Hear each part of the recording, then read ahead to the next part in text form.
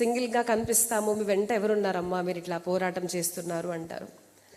So నేను ఎప్పుడు కూడా శ్రీమద్ భాగవతంలో ఉన్న ఒక శ్లోకాన్ని రోజు స్మరించుకుంటూ చేస్తున్న ఈ యుద్ధ పోరాటము ఏమిటి అంటే, ప్రయచ్చతి గురు ప్రీతో వైకుంఠం యోగి దుర్లభం.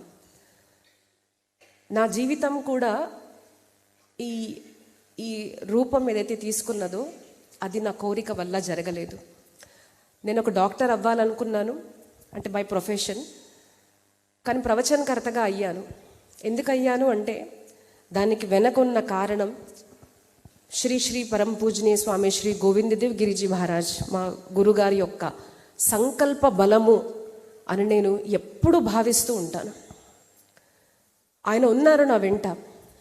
It's not important who is in front of you, but it's important who is behind you అన్న ఒక పోస్టర్ ఎప్పుడు నా రూమ్లో నేను పెట్టుకుంటాను. ఎప్పుడు కూడా మా గురుగారిని ముందు పెట్టుకొని ఎస్ ఆయన ఉన్నారు నా వెనకాల, నేను చెయ్యాలి అన్న ఒక ధైర్యంతో నేను ఎప్పుడూ చేస్తూ ఉంటాను. కానీ ఈ 20 సంవత్సరాల్లో కూడా చాలాసార్లు ఒక్కొక్కసారి ఒంటరి దాన్నేమో అని చాలాసార్లు ఏడ్చే సన్నివేశాలు కూడా జరిగాయి. ఎవరికి తెలియదు 4 గోడల మధ్య జరిగిన విషయాలన్నీ. ఇవన్నీ ఎవరున్నారు నాకు అంటే, మా గురుగారు ఎప్పుడు ఒక మాట చెప్తారు, కనిపించినా కనిపించకున్నా మాతృపితృకృప, వంశకృప, సద్గురు కృప, భక్తుల కృప ఎప్పుడు ఉండకుంటే ఇట్లాంటి మహత్ కార్యం మనం చేయలేము. ఆ కృప ఈరోజు నాకు విశేషంగా స్వామివారు ఇక్కడ పిలిచి ఈ అవార్డు ఇచ్చారు అని చెప్పంగానే నేను అవార్డు కన్నా కూడా దీన్ని ఒక బ్లెస్సింగ్గా భావించాను. ఇంకా ఎంతో ధైర్యంగా నేను నా పోరాటాన్ని కొనసాగించడానికి, నేను ఇంకా ముందు వెళ్ళాలి అన్న ఒక ధైర్యాన్ని నాకు ఈ అవార్డు ఇచ్చింది అని నేను భావిస్తున్నాను. స్వామివారికి మరీ పాదాభివందనాలు. ఈరోజు నేను మా అంబనాన్నని, అలాగే నా వెంట ఉన్న ఎప్పుడు నా భగవాన్ శ్రీరాముల వారిని, నా సద్గురుదేవుని స్మరించుకుంటూ ఈ సేవా కార్యము ఇంకా ఎంతో వేగంగా చేయాలి అని కోరుకుంటున్నాను. అయితే దానికి వచ్చే ఒక ఇబ్బంది నేను మీకుతో చెప్తున్నానంటే, నేను స్వామివారం ముందు ఇది మాట్లాడాలి అనుకుంటున్నాను.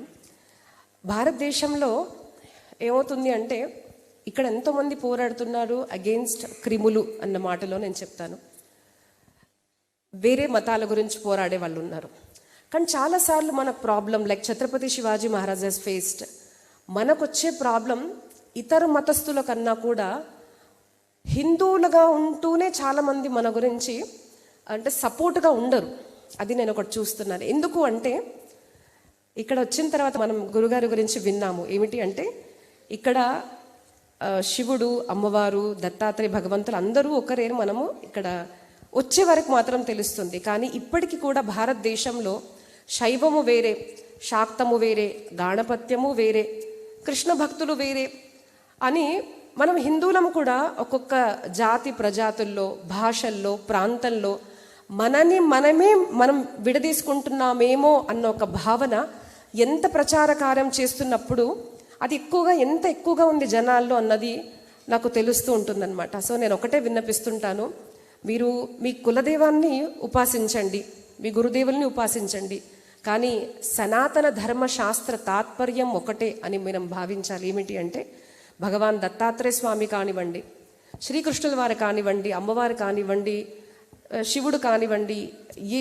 గణపతి స్వామి కానివ్వండి, ఏ స్వామి స్వరూపం చూసినా కూడా అందరూ ఒకరే.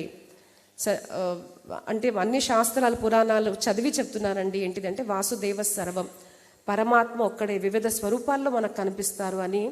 మనం హిందూ బలం మనం పెంచుకోవాలి అంటే ఒకటే మనం తెలుసుకోవాలి, పరమాత్మ ఒక్కటే అని తెలుసుకుంటే అది మనందరికీ కూడా హిందూ ధర్మాన్ని ప్రచారం చేయడానికి, తెలుసుకోవడానికి, పాటించడానికి మనకు సహకరిస్తుంది అన్న ఒక భావనతో ఇది ఒక చిన్న సందేశాన్ని ఇస్తూ మరీ స్వామీజీకి శతకోటి పాదాభివందనాలు, ధన్యవాదాలండి. జయ శ్రీరామ్.